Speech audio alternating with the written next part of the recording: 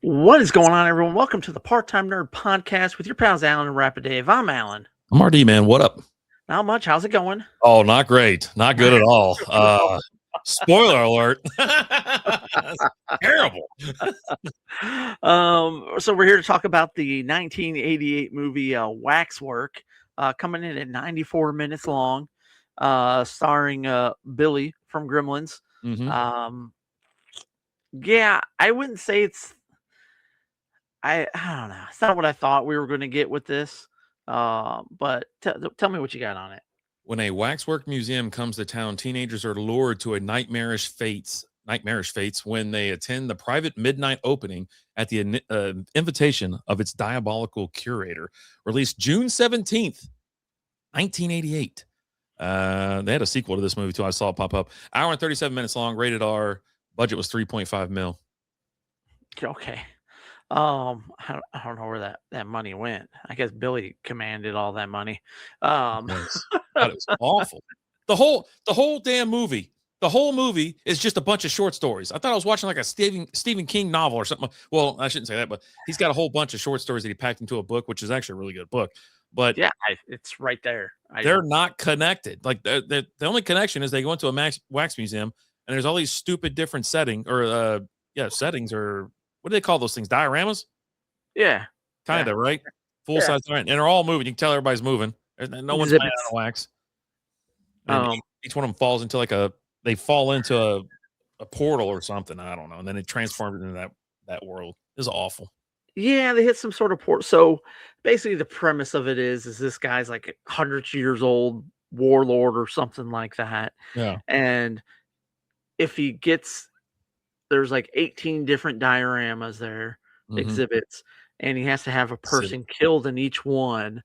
And then if he does that, the exhibits, the wax creatures will all come to life, and they're going to take over the world. Yeah. Is essentially the gist of the story, right? And it starts with some dude, his head's on fire. Like, that was just weird. I was like, what? Oh, okay, this is Gets stuffed into a fireplace, and then just kind of like caught on fire. Then he got up being stolen, and you're like, what? What the? Huh? Yeah. What? Still don't really know what that has to do with anything, but you got Mark, aka Billy from Gremlins. Let's just be honest, he's kind of a bitch. And he's in love with a bitch who wants nothing to do with him.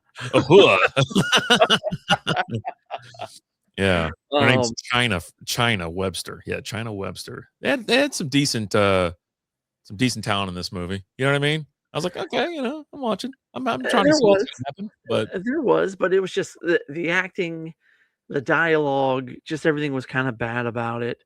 It's not great. Just kind of the way the story was.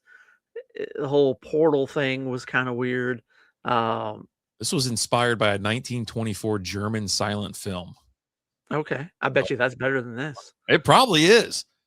We might be able to find it on. We might be able to find that on Amazon and watch that one. If I don't have to listen to these people talk, I might be in. You know what I mean? Just listen to it was like crazy. Yeah, it's like he lives at home with his mom, and I guess he goes to college. But his mom won't let him drink coffee because he doesn't need the caffeine. He needs to drink his milk and his orange juice. But he's good buddies with the butler, which his mom was upset because he was having a beer with the butler the night before. Which makes you wonder, okay, are these really teenagers? Are they not teenagers? They're in college, but where in college are they? It's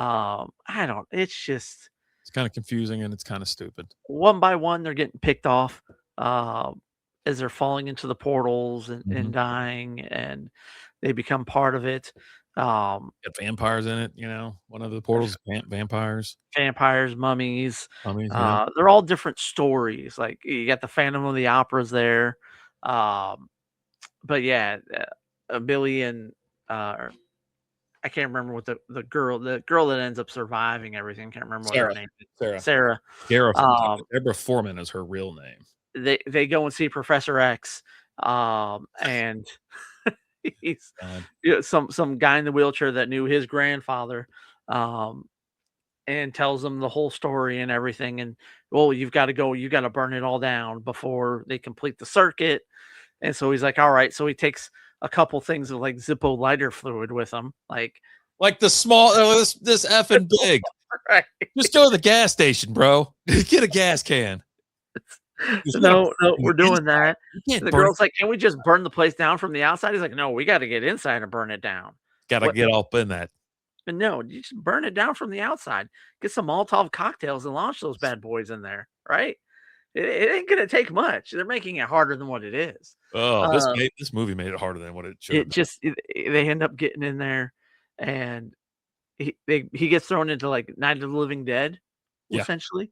But figures out, he's like, you know what? This isn't real. None of this is real. You can't hurt me, and because I don't believe in any of this, deuces, I'm out. Walks out the portal, right? That's what the first guy kind of did. Was like, am I tripping acid? But he was like, just walk back through, bro. Just turn around and walk back out. Yeah. Who put acid in my drink again? No, wait. I stopped drinking.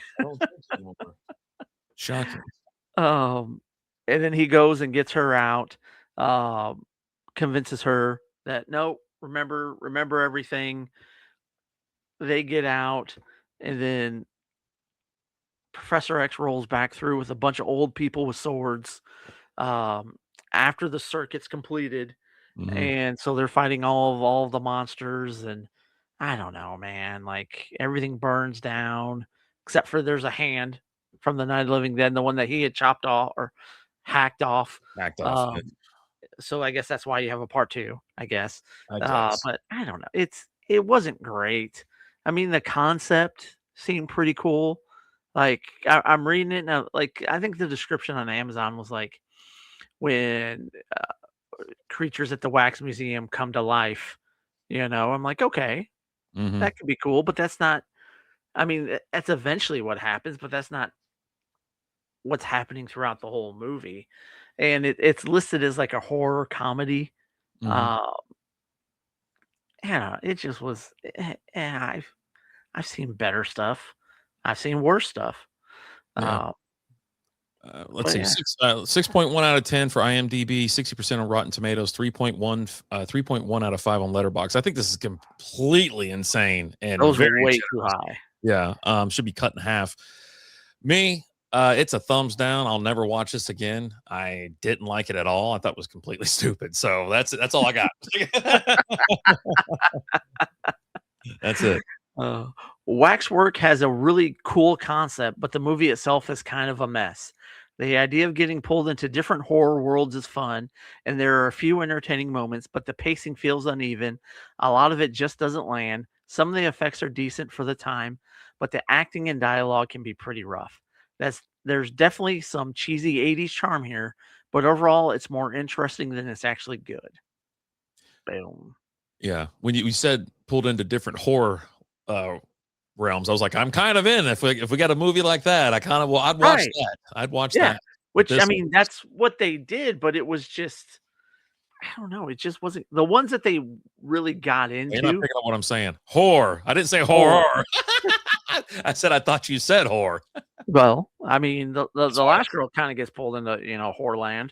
She does. I couldn't believe it, anyways. But yeah, that's it. Yeah. Yeah. I mean, I don't know, man. Sometimes you swing and miss, and that's what it was with this one. We're looking for some 80s stuff, and it's like, hey, this popped up.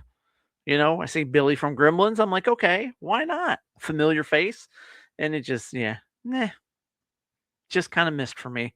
Have you guys seen Waxwork 1988? Let us know what you guys think about it.